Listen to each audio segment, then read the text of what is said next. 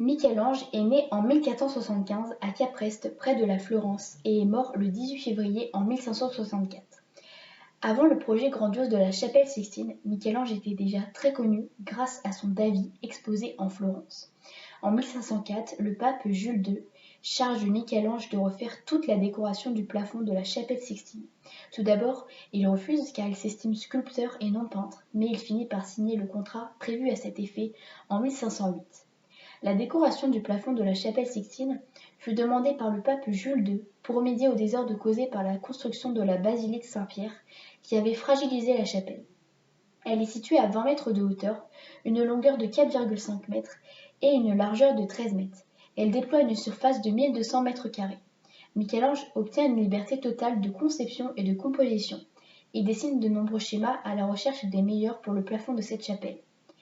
Pendant toutes ces années de conception, Michel-Ange travaillait debout sur un échafaudage et comme il le cite dans son sonnet, ma barbe pointe vers le ciel, je sens ma nuque sur mon dos et la peinture qui dégouline sans cesse sur mon visage. Les peintures de la voûte de la chapelle Sixtine débutent en 1508 et aboutissent en 1512. Le jugement dernier, lui, est peint en 1534. Le centre de la voûte représente des extraits de l'Ancien Testament appelés la Genèse. Sur le côté, les flèches pointant vers l'extérieur de la voûte constituent les Sibylles et les prophètes de l'Ancien Testament, et les flèches pointant vers le centre de la voûte représentent les ancêtres de Jésus d'après l'Ancien Testament.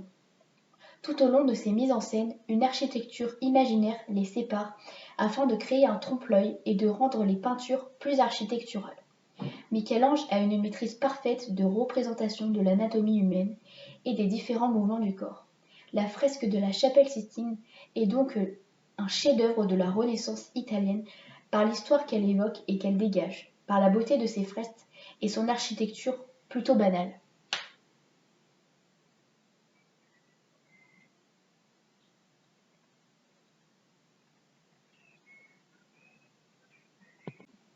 Michel-Ange est né en 1475